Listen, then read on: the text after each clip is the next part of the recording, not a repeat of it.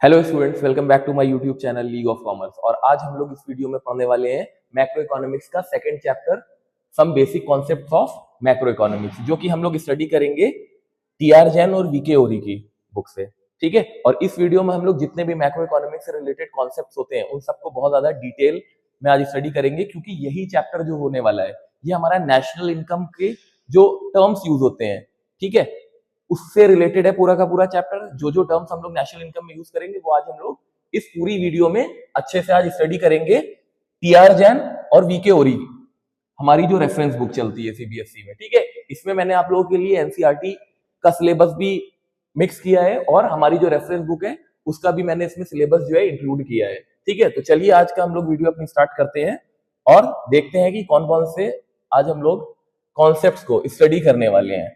ठीक है, तो सबसे पहले हम लोग देख लेते हैं कि हम लोग यहाँ पे क्या क्या पढ़ने वाले हैं। सबसे पहले हम लोग क्लासिफिकेशन ऑफ गुड्स के बारे में पढ़ेंगे। ठीक है, क्लासिफिकेशन ऑफ गुड्स, गुड्स कितने टाइप के होते हैं, कितने प्रकार के होते हैं। ठीक है, दो टाइप के गुड्स हमारे पास होते हैं। देखो, एक फाइनल गुड होता है और एक इंटरमीडिएट गुड होता है। ठीक है, अभी क्या होता है ये, इसको हम लोग आगे समझेंगे अच्छी तरह से। फिर फाइनल गुड के बाद देखो कंजम्पशन गुड्स क्या होते हैं और कैपिटल गुड्स क्या होते हैं। ठीक है, ये पढ़ेंगे हम लोग। फिर concept and components of consumption expenditure. ठीक है, कंजम्पशन एक्सपेंडिचर क्या होता है, जब एक पर्सन किसी भी चीज पे, किसी भी थिंग पे, प्रोडक्ट पे पैसा खर्च करता है एज अ कंज्यूमर, तो वो हमारा कंजम्पशन एक्सपेंडिचर होता है। इसके बारे में हम लोग डिटेल में स्टडी करेंगे।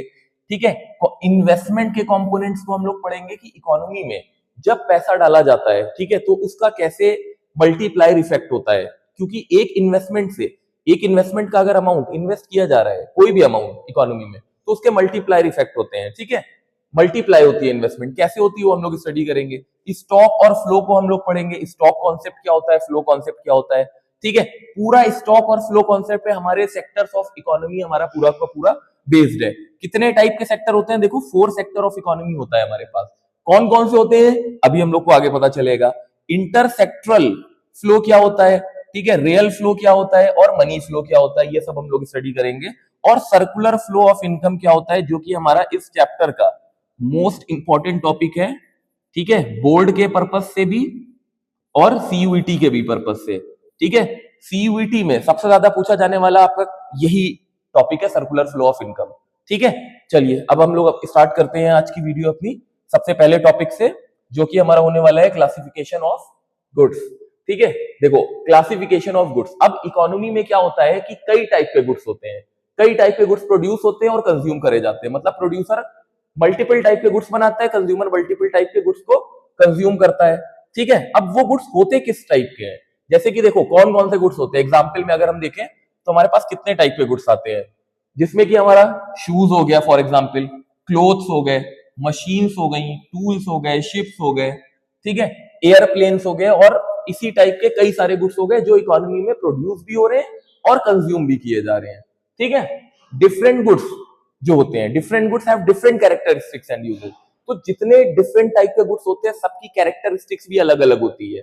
ठीक है, क्लोथ की कैरेक्टरिस्टिक अलग है, मशीन की कैरेक्टरिस्टिक अलग है, उसके यूजेस अलग है। ठीक है, इसीलिए इकोनॉमिस्ट ने क्या किया, गुड्स को डिफरेंट कैटेगरी में देखो डिवाइड कर दिया। ठीक है, हम लोग गुड्स को 2 वेज में जो है क्लासिफाई करते हैं। मतलब हम लोगों ने इकोनॉमिक्स में क्या किया, मैक्रो इकोनॉमिक्स के कॉन्सेप्ट में गुड्स को 2 पार्ट में डिवाइड कर दिया। ठीक है, ताकि हमें और इजीली समझ में आ सके कि गुड्स का कॉन्सेप्ट क्या है। ठीक है, चलो देखते हैं आगे कितने टाइप के गुड्स हमारे पास हैं। देखो सबसे पहला गुड फाइनल गुड होता है हमारे पास। ठीक है, यहाँ पे इसको लिख देते हैं कौन कौन से गुड्स हमारे पास है। पहला हमारे पास होता है फाइनल गुड। ठीक है, फाइनल गुड्स। ठीक है, और दूसरा हमारा जो गुड्स होता है वो होता है इंटरमीडिएट गुड। ठीक है, तो 2 पार्ट में इकोनॉमिस्ट ने गुड्स को डिवाइड कर दिया, फाइनल गुड्स और इंटरमीडिएट गुड्स। अब फाइनल गुड्स कौन से होते हैं, फाइनल गुड्स वो होते हैं जो प्रोडक्शन प्रोसेस को कंप्लीट कर चुके हैं, अब उसमें कोई भी प्रोडक्शन होना नहीं बाकी है। जो बाउंड्री लाइन ऑफ प्रोडक्शन होता है उसको ये गुड्स क्रॉस कर चुके हैं और रेडी हो चुके हैं ताकि उसको फाइनल यूजर यूज करे। ठीक है, फाइनल यूजर जो होते हैं वो 2 होते हैं हमारे पास। Final user can be consumers और प्रोड्यूसर। देखो यूजर, गुड्स के यूजर कितने प्रकार के हैं, 2 प्रकार के ही हैं। ठीक है, एक हमारा कंज्यूमर होता है, एक प्रोड्यूसर होता है। जो फाइनल गुड्स को क्या करता है, कंज्यूम करता है। ठीक है, टाइप्स ऑफ फाइनल गुड्स, कितने टाइप के हमारे फाइनल गुड्स होते हैं।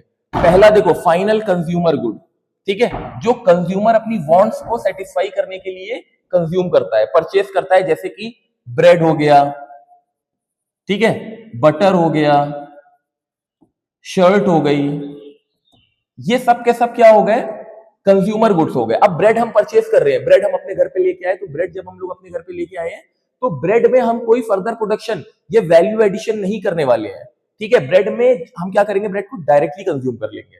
ठीक है, तो ब्रेड हमारे लिए क्या हो गई, यहाँ पे फाइनल कंज्यूमर गुड हो गई, जिससे हमारी डायरेक्ट वांट सेटिस्फाई हो गई। ठीक है, जैसे कि देखो bread, clothes, mobile phone, television, एक कंज्यूमर ने परचेस किया।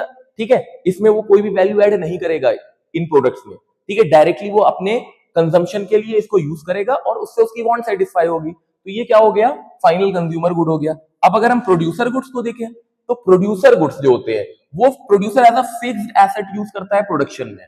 मतलब जब फाइनल प्रोड्यूसर गुड्स होता है, फिक्स्ड एसेट्स होते हैं हमारे, जैसे कि factory machines, computer used in offices, जिससे एक प्रोड्यूसर आगे फर्दर प्रोडक्शन करता है। कोई प्रोड्यूसर अगर मशीन अपने फैक्ट्री में परचेस करके लाया है तो वो मशीन वहां रखी नहीं रहेगी, अपने सेल्फ कंजम्पशन के लिए वो यूज नहीं कर रहा है उस मशीन को। वो क्यों यूज कर रहा है एक प्रोड्यूसर, ताकि उससे वो आगे फर्दर प्रोडक्शन कर सके। ठीक है, तो चलिए इसमें एक पॉइंट को और हम लोग अच्छे से समझ लेते हैं कि जो पॉइंट यहां दिया है, completed the production process and are ready to be used by the final user. मतलब इसका क्या हुआ कि फाइनल गुड्स जो होते हैं वो बाउंड्री लाइन ऑफ प्रोडक्शन को, ठीक है, बाउंड्री लाइन ऑफ प्रोडक्शन को क्रॉस कर चुके होते हैं।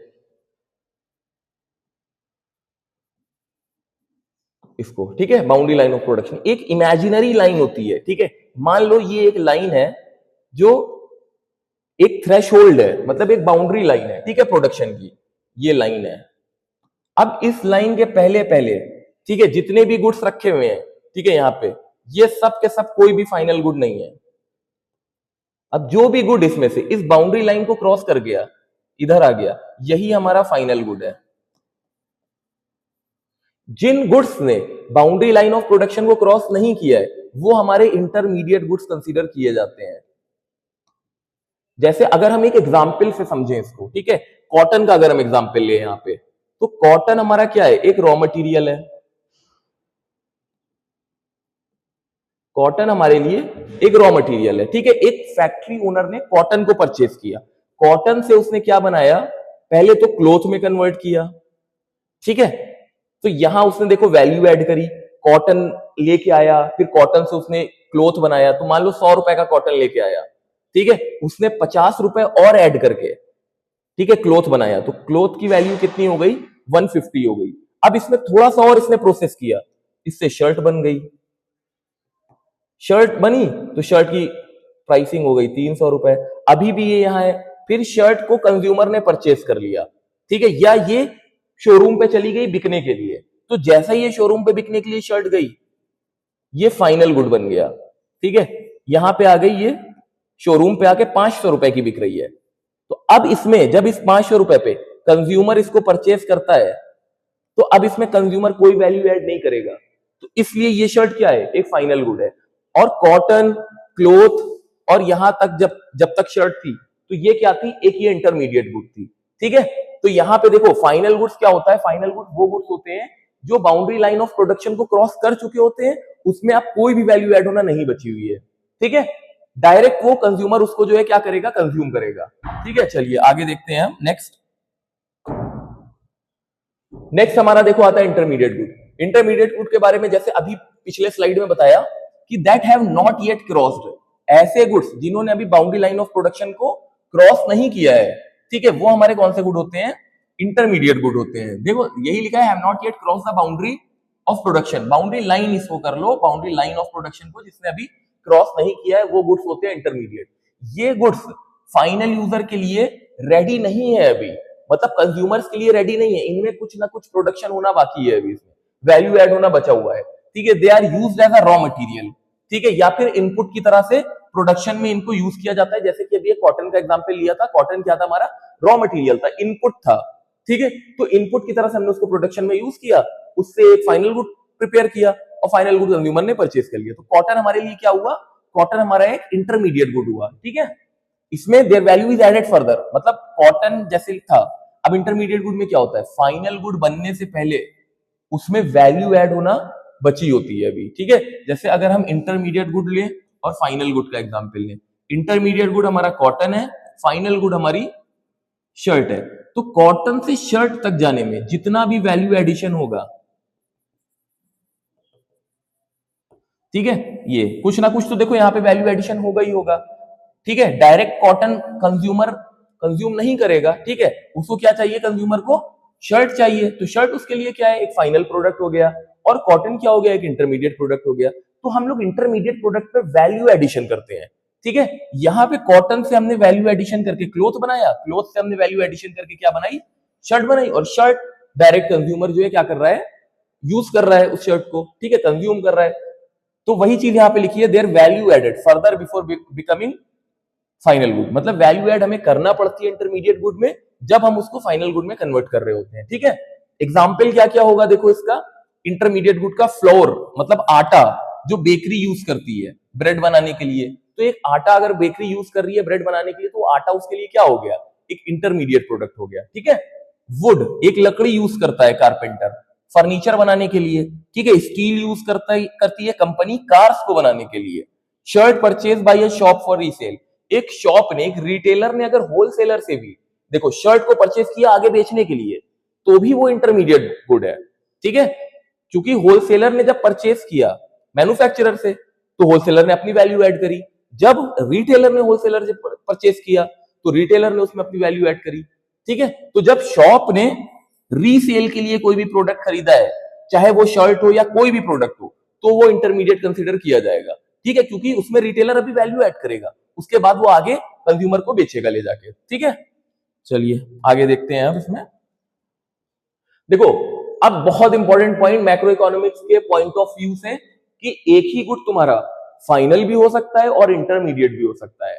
डिपेंड क्या करेगा, एंड यूज, यहाँ पे उस पे कि हम एंड में फाइनली एक प्रोडक्ट को यूज कैसे कर रहे हैं, वो मैटर करेगा, एंड यूज मैटर करता है। अगर तुम्हें नहीं समझ में आ रहा है, ठीक है, मान लो क्वेश्चन आ जाता है, एक शर्ट लिखा हुआ है, ठीक है, और एक जगह पे कोई अदर XYZ प्रोडक्ट लिखा हुआ है, तुम्हें नहीं समझ में आ रहा है कि वो फाइनल है कि इंटरमीडिएट है, ठीक है। तो तुम्हें बस क्या देखना है, तुम्हें देखना है कि एंड यूज उसका क्या है, कैसे उसको एंड में यूज किया गया है, वो चीज मैटर करेगी डिफाइन करने के लिए कि वो गुड फाइनल है या इंटरमीडिएट है, ठीक है।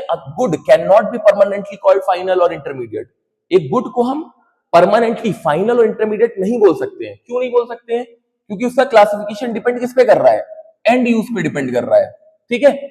गुड अगर रॉ मटेरियल की तरीके से यूज हो रहा है, ठीक है, और for resale bye the producer, उसको हम इंटरमीडिएट गुड्स की तरह से ट्रीट करेंगे, ठीक है। रॉ मटेरियल से अगर यूज हुआ है या रीसेल करने के लिए यूज हुआ है, तो कैसे ट्रीट किया जाएगा, इंटरमीडिएट।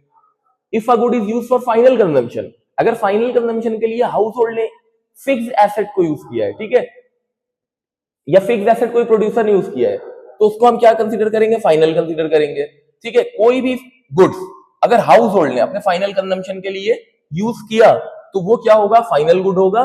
फिक्स्ड एसेट अगर कोई भी प्रोड्यूसर ने, ठीक है, यहां पे यूज किया अपने प्रोडक्शन के लिए, तो भी वो फाइनल गुड ट्रीट किया जाएगा। एग्जाम्पल समझते हैं, जैसे एक शुगर का एग्जाम्पल लिया गया, बहुत इंपॉर्टेंट एग्जाम्पल, ठीक है। शुगर, अगर मान लो शुगर को बिस्किट फैक्ट्री यूज करती है, ठीक है, शुगर को अगर बिस्किट फैक्ट्री यूज करती है, तो शुगर क्या है, इंटरमीडिएट है, ठीक है। अब देखो यहां पे तुम लोग को अब यहां पे समझ में आ रहा होगा पॉइंट, कि शुगर अगर फर्दर प्रोडक्शन के लिए यूज करी जा रही है, बिस्किट फैक्ट्री क्यों यूज कर रही है, बिस्किट बनाने के लिए यूज कर रही है, तो शुगर बिस्किट फैक्ट्री के लिए क्या हो गया, इंटरमीडिएट गुड हो गया, ठीक है। वही सेम शुगर चाय बनाने के लिए अगर यूज करी जाए घरों में, ठीक है, तो वो क्या बन गया, फाइनल गुड बन गया। क्यों, क्योंकि जब चाय बनाने के लिए हम लोगों ने अपने घर में यूज करा, तो हमने कोई भी उससे अदर प्रोडक्ट को मैन्युफैक्चर नहीं किया, हमने डायरेक्ट देखो शुगर को कंज्यूम किया, तो क्या बन गया, फाइनल गुड बन गया। तो यहां पे क्या मैटर किया, यहां मैटर किया एंड यूज, कि फाइनली एंड में हमने एक प्रोडक्ट को यूज कैसे किया। सेम केस पेपर के साथ, अगर पेपर एक स्टूडेंट यूज करता है राइटिंग के लिए, फाइनल गुड है। वही सेम पेपर अगर पब्लिशर बुक बनाने के लिए यूज करता है, तो इंटरमीडिएट गुड है, ठीक है। मिल्क, ठीक है, मिल्क अगर घर में ड्रिंकिंग के लिए, चाय बनाने के लिए या कुछ भी अदर प्रोडक्ट बनाने के लिए यूज किया जाता है तो फाइनल है, क्योंकि घर पे जब हम मिल्क को लेके आते हैं तो उसको सिर्फ डायरेक्ट कंज्यूम करते हैं, उससे कोई फर्दर प्रोडक्शन नहीं करते हैं। लेकिन वहीं पे अगर एक स्वीट शॉप ओनर है, अगर मिल्क को यूज करके वो स्वीट्स बनाता है तो वो क्या हो गया, इंटरमीडिएट गुड हो गया। ठीक है, तो की आइडिया यहाँ पे तुम्हें क्या मिल रहा है, देखो क्या चीज मैटर कर रही है, and use of good matter कर रहा है। ठीक है, एंड यूज ही तुम्हें बताएगा कि गुड फाइनल है या फिर इंटरमीडिएट है। ठीक है,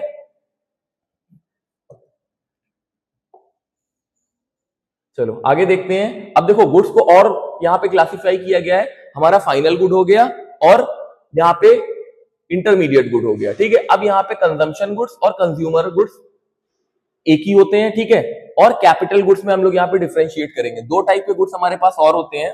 ठीक है, एक कैपिटल गुड होता है, ठीक है, और एक हमारा कंज्यूमर गुड होता है, कैपिटल गुड। ठीक है, दो पार्ट में गुड्स को और डिवाइड किया जाता है, कैपिटल और कंज्यूमर गुड। तो अब देखो कंजम्पशन गुड्स कौन से होते हैं, वो कंज्यूमर जो यूज करता है, इसको भी देखो फर्दर यहाँ पे डिवाइड किया गया है। कंजम्पशन गुड्स वो गुड्स होते हैं जो डायरेक्टली ह्यूमन वांट्स को सेटिस्फाई कर दें, डायरेक्ट एक ह्यूमन उसको कंज्यूम कर ले, वो हमारा कौन सा गुड हो गया, कंज्यूमर गुड हो गया। ठीक है, इन गुड्स को परचेज करते हैं और हाउस होल्ड इसको अपने कंजम्पशन के लिए यूज करता है। ठीक है, जैसे कि मिल्क, आइसक्रीम, फूड आइटम जो डायरेक्टली हाउस होल्ड कंज्यूम कर रहा है। ठीक है, अब अगर हम कंजम्पशन गुड्स को क्लासिफाई कर दें, ठीक है, और पार्ट्स में, तो हमें कितने टाइप के गुड्स मिलते हैं, देखो 4 टाइप्स के। सबसे पहले ड्यूरेबल गुड्स। ड्यूरेबल गुड्स वो गुड्स होते हैं जो हमारे पास कई सालों तक रहते हैं। ठीक है, मतलब एक बार में खत्म नहीं होते हैं। For example TV, car, washing machine, ये सब गुड्स ऐसे हैं जो हाई ऑफ वैल्यू होते हैं। ठीक है, हाई वैल्यू के होते हैं, मतलब कॉस्टली होते हैं, और ये सब हमारे पास लॉन्ग पीरियड ऑफ टाइम के लिए रहते हैं, ड्यूरेबल गुड्स, जिनका टाइम पीरियड हमारे पास 5 साल 10 साल इतना चलता है। ठीक है, सेमी ड्यूरेबल गुड्स, अब इनका जो वैल्यू होती है वो इनकी लेस होती है थोड़ी सी। ठीक है, इनकी वैल्यू जो होगी, value less than durable goods, durable goods से कम होगी। ठीक है, और ये हमारे पास कुछ सालों के लिए रहते हैं, जैसे कि 1 साल 2 साल, सेमी ड्यूरेबल, जैसे कि for example cloth, furniture, crockery. ठीक है, मतलब कपड़े, फर्नीचर या फिर क्रॉकरी, मतलब घर के जो बर्तन होते हैं। ठीक है, वो सबके सब हमारे पास बहुत 10 साल 15 साल तक नहीं रहते हैं, 1 साल 2 साल 3 साल, इससे ज्यादा इनका टाइम पीरियड नहीं होता है। ठीक है, नॉन ड्यूरेबल गुड्स कौन से होते हैं, यूज्ड वंस और with in a short time, मतलब एक बार हम यूज करें और दोबारा उसको यूज ना कर पाए, वो होता है हमारा नॉन ड्यूरेबल गुड्स। ठीक है, शॉर्ट पीरियड ऑफ टाइम के लिए, बहुत ज्यादा शॉर्ट पीरियड इनका होता है। ठीक है, जैसे कि एग्जांपल मिल्क, ब्रेड, वेजिटेबल्स, तो ये सब सिंगल यूज गुड्स होते हैं। तो हम लोग नॉन ड्यूरेबल को सिंगल यूज गुड्स भी बोल सकते हैं, कि एक बार हमने इनको कंज्यूम किया, दोबारा हम इनको कंज्यूम नहीं कर सकते। ठीक है, फिर non material goods. Non material goods हमारी सर्विसेज होती हैं, इनटेंजिबल सर्विसेज, जैसे कि, ठीक है, जो हमारी वांट्स को सेटिस्फाई करें। तो नॉन मटेरियल किसको बोल रहे हैं, सर्विसेज को बोल रहे हैं। एग्जाम्पल एजुकेशन सर्विसेज, ठीक है, मेडिकल सर्विसेज, ट्रांसपोर्ट सर्विसेज, ये सब क्या है, ये सब हमारे नॉन मटेरियल गुड्स की कैटेगरी में आते हैं। ठीक है, तो कंजम्पशन गुड्स को 4 पार्ट में डिवाइड किया जाता है, durable, semi durable, non durable और नॉन मटेरियल गुड्स। ठीक है, ये हो गया। अब आगे देखते हैं इसमें कैपिटल गुड क्या होता है। देखो कंज्यूमर गुड्स किसके लिए था, कंज्यूमर्स के लिए था। कैपिटल गुड्स हमारे फिक्स्ड एसेट्स होते हैं जो प्रोडक्शन में काम आते हैं, जिनसे हम प्रोडक्शन करते हैं, वही हमारे कैपिटल गुड्स हैं जो हमारी कैपिटल फॉर्मेशन में हेल्प करते हैं। ठीक है, capital goods are fixed asset used by the producer, क्यों, प्रोडक्शन पर्पस के लिए। अगर प्रोडक्शन पर्पस के लिए एक प्रोड्यूसर ने ट्रैक्टर खरीद लिया, ठीक है, या कोई बहुत बड़ी मशीन खरीद ली, हम किसमें उसको लिखेंगे, कैपिटल गुड्स में लिखेंगे। ठीक है, देखो अगर कंज्यूमर ने कार को परचेस किया है तो ये कंज्यूमर गुड है, लेकिन अगर वही कार एक प्रोड्यूसर ने परचेस करी है ट्रांसपोर्ट पर्पस के लिए, ठीक है, ट्रांसपोर्ट पर्पस के लिए अपना गुड्स एक जगह से दूसरी जगह डिलीवर करने के लिए, तो ये कैपिटल गुड कंसीडर किया जाएगा, क्योंकि कार एक फिक्स्ड एसेट है। ठीक है, तो देखो वही चीज आ गई कि एंड यूज मैटर कर रहा है कंज्यूमर गुड्स और कैपिटल गुड में भी। अगर कार को हम देखेंगे कंज्यूमर डायरेक्टली यूज कर रहा है अपने पर्सनल काम के लिए, फैमिली के लिए, तो वो कंज्यूमर गुड्स में उसको डाल दो। प्रोड्यूसर अगर उसको अपने प्रोडक्शन में यूज कर रहा है, बिजनेस में यूज कर रहा है, तो कैपिटल गुड हो गया। ठीक है, तो ये गुड्स क्या करते हैं, हेल्प करते हैं अदर गुड्स और सर्विसेज को प्रोड्यूस होने में। ठीक है, रेपिटेडली हम इसको यूज कर सकते हैं फॉर सेवरल ईयर्स, और ये जनरली ऑफ हाई वैल्यू होते हैं, मतलब कॉस्टली होते हैं। कॉन्टिन्यूअस यूज होता है कैपिटल का, जिससे उसका देखो डेप्रिसिएशन भी होता है। अब डेप्रिसिएशन को तुम लोगों ने 11th क्लास में भी पढ़ा था कि डेप्रिसिएशन कैसे होता है। डेप्रिसिएशन जो होता है वेयर एंड टेयर से भी होता है। ठीक है, किसी चीज की डिमांड कम हो जाने से भी डेप्रिसिएशन होता है। ठीक है, एक्सपेक्टेड ऑब्सोलेसेंस की वजह से भी होता है, मतलब आउटडेटेड टेक्नोलॉजी। अगर हम कोई एक आज मशीन खरीद के लाए, कल एक अपडेटेड मशीन आ गई, तो हमारी जो मशीन थी उसकी वैल्यू कम हो जाएगी, एक्सपेक्टेड ऑब्सोलेसेंस। ठीक है, तो डेप्रिसिएशन को बहुत ज्यादा डिटेल में नहीं जाते हैं, ठीक है, क्योंकि हम लोग इसको एक बार स्टडी कर चुके हैं क्लास 11th में। ठीक है, आगे देखते हैं examples. Machine used in factories, factories में जो मशीन यूज हो रही है वो फर्दर प्रोडक्शन के लिए यूज हो रही है, क्या हो गया, कैपिटल गुड हो गया। ठीक है, कैपिटल गुड हो गया ये। फिर प्लांट एंड मशीनरी वही चीज है। ठीक है, ट्रैक्टर्स फार्मिंग में अगर यूज हो रहा है, कैपिटल गुड है। टूल्स और इक्विपमेंट्स प्रोडक्शन में यूज किए जा रहे हैं, तो क्या हो गया, एक कैपिटल गुड हो गया। ठीक है, पॉइंट हमें क्या समझना है, अब देखो यहाँ पे बहुत इंपॉर्टेंट पॉइंट है ये एग्जाम पॉइंट ऑफ व्यू से। All capital goods are producer goods. क्या कह रहा है कि जितने भी कैपिटल गुड्स होते हैं, ऑल कैपिटल गुड्स, ये सब के सब प्रोड्यूसर गुड्स होते हैं। ठीक है, all capital goods are producer good, but all producer good are not capital good. अब इसका मतलब क्या हुआ कि जितने कैपिटल गुड है सब प्रोड्यूसर गुड है, लेकिन जो ऑल प्रोड्यूसर गुड्स होते हैं, all producer goods are not equal to किसके बराबर, कैपिटल गुड के बराबर नहीं होते हैं। क्यों नहीं होते हैं, क्योंकि प्रोड्यूसर गुड्स में देखो दो टाइप के गुड्स आते हैं। एक आता है हमारा फिक्स्ड एसेट, ठीक है, प्रोड्यूसर गुड्स में फिक्स्ड एसेट आता है, दूसरा आता है रॉ मटेरियल। तो क्या रॉ मटेरियल को हम कैपिटल गुड मान सकते हैं, ये रॉ मटेरियल, फिक्स्ड एसेट तो चलो हमारा कैपिटल गुड हो गया, तो क्या रॉ मटेरियल हमारा जो होगा फिक्स्ड एसेट या कैपिटल गुड की कैटेगरी में आएगा, ये नहीं आएगा। तो इसीलिए यहाँ पे जितने भी कैपिटल गुड हैं, देखो वो तो होते हैं फिक्स्ड एसेट, कैपिटल गुड क्या होता है, एक फिक्स्ड एसेट होता है। तो इसलिए फिक्स्ड एसेट प्रोड्यूसर गुड हो सकता है, लेकिन प्रोड्यूसर गुड कैपिटल गुड नहीं हो सकता है, क्योंकि प्रोड्यूसर गुड में क्या इंक्लूडेड है, रॉ मटेरियल भी इंक्लूडेड है। ठीक है, चलिए आगे देखते हैं अब इसमें।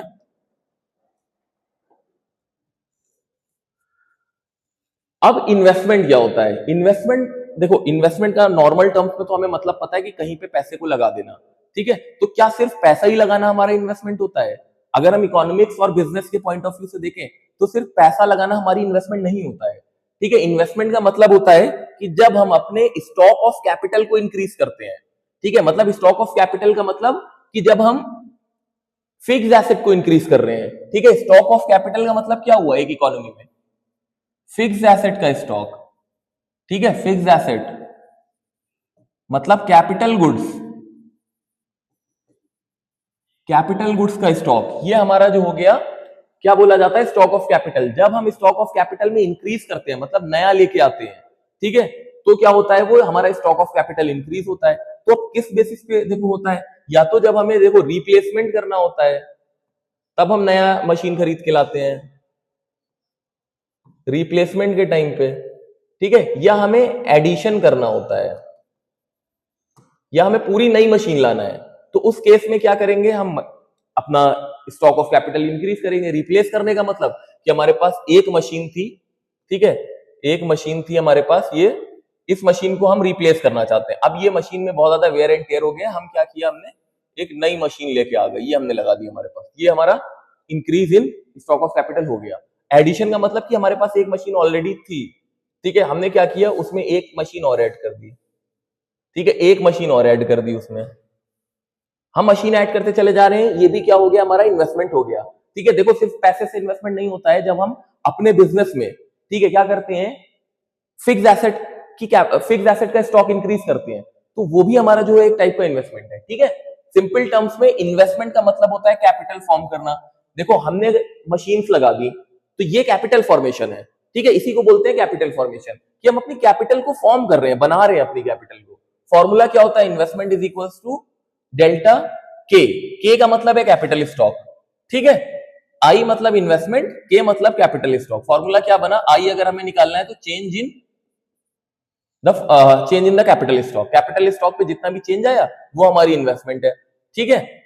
डेल्टा के change in capital stock during the year, मतलब एक साल के अंदर हमने जितना अपना कैपिटल स्टॉक जो है चेंज किया है वो हमारा क्या हो गया, डेल्टा के हो गया, ठीक है। अब इन्वेस्टमेंट में देखो, कैपिटल गुड का प्रोडक्शन भी हम ले लेते हैं, ठीक है, which are use to replace old capital. देखो जैसे हमने बताया रिप्लेसमेंट के लिए या एड टू एग्जिस्टिंग कैपिटल, दो ही काम हम करते हैं, या तो रिप्लेसमेंट करते हैं या तो एडिशन करते हैं, ठीक है। इन्वेस्टमेंट के कंपोनेंट्स कितने टाइप के होते हैं, देखो फिक्स इन्वेस्टमेंट होता है, इन्वेंट्री इन्वेस्टमेंट होता है। जब हम फिक्स एसेट को इंक्रीज करते हैं, जैसे कि हमने प्लांट नया लगा दिया, मशीनरी लगा दी, बिल्डिंग लगा दी, तो ये सब हमारा क्या हो गया, फिक्स एसेट का इन्वेस्टमेंट हो गया। इन्वेंट्री इन्वेस्टमेंट, जब हम अपना रॉ मटेरियल का स्टॉक, सेमी फिनिश्ड गुड्स का स्टॉक और फिनिश्ड गुड्स का स्टॉक, ठीक है, अपने पास इंक्रीज करते हैं, ठीक है, बढ़ाते हैं उसको, तो वो क्या होता है, इन्वेंट्री इन्वेस्टमेंट होता है। इन्वेंट्री में तीन चीजें आती हैं, raw material, semi finished good और फिनिश्ड गुड। इन तीनों का स्टॉक में अगर हम इंक्रीमेंट करते हैं, इंक्रीज करते हैं, तो ये हमारा क्या हो जाता है, इन्वेंट्री इन्वेस्टमेंट हो जाता है, ठीक है। चलिए आगे देखते हैं हम। अब देखो एक और बहुत इंपॉर्टेंट पॉइंट यहां पे, ठीक है, मैक्रो इकोनॉमिक्स के बोर्ड से भी रिलेटेड, ठीक है, बोर्ड पेपर से भी रिलेटेड और सीयूईटी से भी रिलेटेड। बहुत क्वेश्चन आता है इससे सीयूईटी में भी और हमारे बोर्ड में भी। बोर्ड में तो 100% इससे जो है 4 मार्क्स का क्वेश्चन आएगा ही आएगा, ठीक है, कि स्टॉक और फ्लो कॉन्सेप्ट क्या होता है।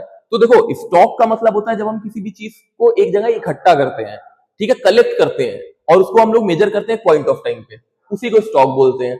तो देखो स्टॉक क्या है, एक ऐसी क्वांटिटी है जिसको हम मेजर कर रहे हैं एक पर्टिकुलर पॉइंट ऑफ टाइम पे, एक स्पेसिफिक मोमेंट पे। जैसे कि मान लो हमारे बैंक अकाउंट में, ठीक है, अगर हम एग्जांपल लें, बैंक अकाउंट में मेरे 10,000 रुपए आज की डेट पे, ठीक है, आज मान लेते हैं डेट है 20 मार्च 2026, ठीक है, मान लेते हैं ये डेट है, ठीक है, ये हमारा पैसा है जो बैंक अकाउंट में है।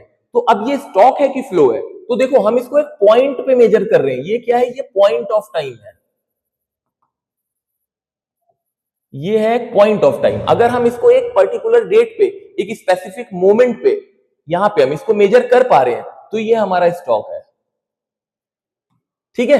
देखो it shows the amount existing at an specific moment. एक स्पेसिफिक मोमेंट पे जो अमाउंट एग्जिस्ट कर रहा है वो हमारा क्या हो गया, स्टॉक हो गया। जैसे कि money in bank account on a particular date, देखो डेट एक पर्टिकुलर ले ली 20 मार्च 2026, तो इस डेट पे जितना भी पैसा हमारे बैंक अकाउंट में है वो हमारे लिए क्या हो गया कि स्टॉक कॉन्सेप्ट हो गया। Capital of a firm, firm की कैपिटल, अगर हम एक पर्टिकुलर डेट पे फर्म की कैपिटल को मेजर करते हैं तो वो हमारे लिए क्या हो गया, एक स्टॉक कॉन्सेप्ट हो गया। क्वांटिटी ऑफ वेल्थ, हमारी ओवरऑल वेल्थ कितनी है, वो भी एक स्टॉक कॉन्सेप्ट है, ठीक है, क्योंकि एक वेल्थ को जब भी मेजर किया जाता है तो कब मेजर किया जाता है, एक पॉइंट ऑफ टाइम पे मेजर किया जाता है, ठीक है। फ्लो कॉन्सेप्ट इसी का ऑपोजिट होता है, जब हम पीरियड ऑफ टाइम पे मेजर करते हैं किसी भी क्वांटिटी को, देखो तो वो क्या होता है, फ्लो होता है, ठीक है। जैसे कि अगर हम सेम यही एग्जांपल ले लें कि हमारे बैंक अकाउंट में आज की डेट पे 10,000 रुपए हैं, ठीक है, तो ये एक पॉइंट ऑफ टाइम है। Period of time time dimensional होता है, इसमें टाइम डायमेंशन होता है। टाइम डायमेंशनल का मतलब देखो या तो आवरली, ठीक है, वीकली, ठीक है, मंथली या फिर ईयरली, एनुअली। तो ये क्या हो गया, ये टाइम डायमेंशनल हो गया। फ्लो जो होता है वो टाइम डायमेंशनल होता है, पीरियड ऑफ टाइम पे मेजर किया जाता है, ठीक है। तो ये एक चेंज को शो करता है, ठीक है। देखो जैसे day wise, month wise, year wise, अगर हमारे स्टॉक में जो भी चेंज हो रहा है वो फ्लो की वजह से हो रहा है, ठीक है। जैसे हमारे बैंक अकाउंट में हमने एग्जांपल लिया कि 10,000 रुपए हैं, अब हम इसमें क्या कर रहे हैं, जनवरी से, जनवरी 1 से हमने इसमें क्या करना स्टार्ट किया, पैसा डिपॉजिट करना स्टार्ट किया मंथली, ठीक है, मंथली डिपॉजिट किया, मंथली डिपॉजिट, मंथली डिपॉजिट हर महीने की 1 तारीख को हम पैसा डिपॉजिट करते हैं 1,000 रुपए। तो ये जो मंथली डिपॉजिट है ये क्या हो गया, ये फ्लो कॉन्सेप्ट है,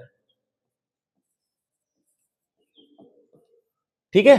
तो फ्लो कॉन्सेप्ट जो होता है वो एक मूवमेंट होता है एक टाइम पीरियड पे, ठीक है, मंथली हो सकता है, ईयरली हो सकता है, वीकली हो सकता है। तो जितना भी मूवमेंट होता है एक टाइम पीरियड पे, day wise, month wise, year wise, per hour, पर मिनट, पर सेकेंड, मूवमेंट क्या है हमारा, एक फ्लो कॉन्सेप्ट है। जैसे देखो, इनकम अर्न्ड पर मंथ, ठीक है, daily expenditure, annual interest, production and consumption.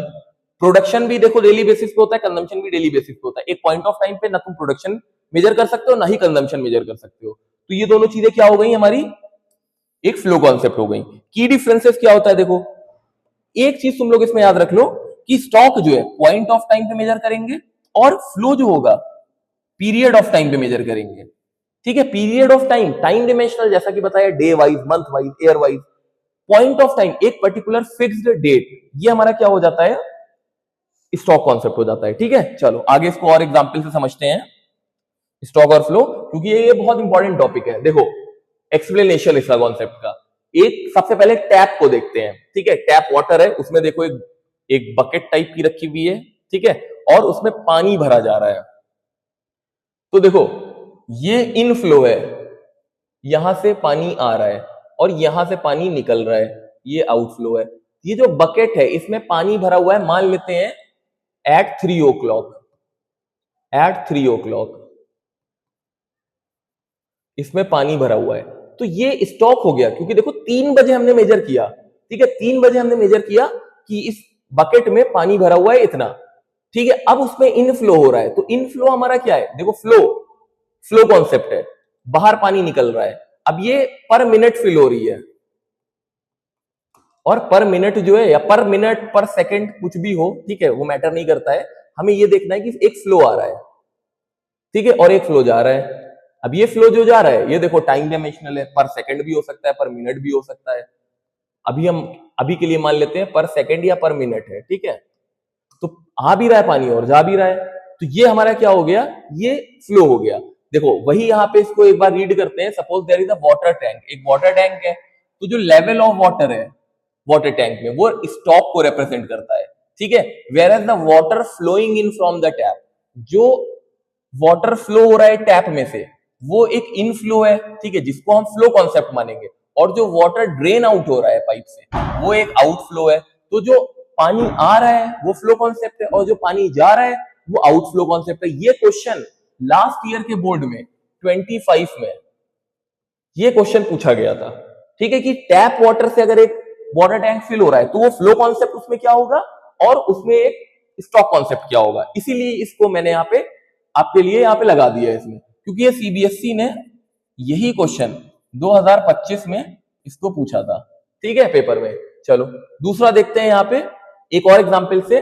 देखो बैंक अकाउंट वाला, अब बैंक अकाउंट में जैसे कि अभी बताया कि स्टॉक क्या है, जो पैसा हमारा सेविंग बैंक अकाउंट में रखा हुआ है उसमें देखो $20,000 हमारे पास है। ऑन देखो एक स्पेसिफिक डेट गिवन है 5/1/2021, ये एक स्पेसिफिक डेट है, एक पॉइंट ऑफ टाइम है, पॉइंट ऑफ टाइम है। तो पॉइंट ऑफ टाइम पे अगर हम मेजर कर रहे हैं तो क्या है, स्टॉक है। अगर उसमें 1000 पर मंथ डॉलर अगर हम डिपॉजिट कर रहे हैं, फ्लो कॉन्सेप्ट है, ठीक है।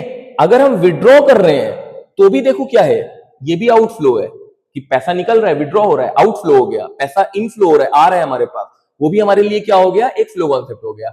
जैसे देखो let's say you deposit $1000 every month, देखो एवरी मंथ अगर पूछा जाए ये $1000 क्या है, फ्लो कॉन्सेप्ट है, क्योंकि एवरी मंथ लिखा हुआ है, ठीक है। Withdrawal $200 from your bank account, अगर तुम इसमें ₹1000 मंथली डिपॉजिट करते हो, ₹200 निकालते हो, तो ये दोनों ही कॉन्सेप्ट तुम्हारे लिए क्या हो गए, फ्लो कॉन्सेप्ट हो गए, ठीक है, जो कि तुम्हारी मनी को ऐड भी कर रहे हैं, ठीक है, और कम भी कर रहे हैं उसमें, ठीक है। तो ये हमारा जो होता है स्टॉक और फ्लो कॉन्सेप्ट था। चलो अब आगे देखते हैं इसमें। चलिए अब इसको यहीं तक के हम लोग आज रखते हैं। इस वीडियो को बहुत ज्यादा लेंदी नहीं बनाते हैं, क्योंकि अभी हमें इसमें बहुत सारे टॉपिक्स को और ज्यादा डिटेल में समझना है। अब जो टॉपिक हमारे पास आने वाले हैं, जैसे कि 4 सेक्टर ऑफ इकोनॉमी, इंटरसेक्टरल फ्लो क्या होता है, सर्कुलर फ्लो, ये अपने में ही एक बहुत बड़े टॉपिक है, ठीक है। इसीलिए इसको जो है अब हम लोग नेक्स्ट वीडियो में डिटेल में इसको स्टडी करेंगे, ठीक है। चलिए आज के लिए इतना ही रखते हैं। कोई भी डाउट होगा अगर आप लोगों का इस जितने भी टॉपिक्स अभी पढ़ाए गए हैं, तो उससे रिलेटेड कोई भी अगर आपको क्वेश्चन है, कोई भी डाउट है, तो आप लोग कमेंट सेक्शन में बता सकते हैं, उसको नेक्स्ट वीडियो में कवर अप किया जाएगा।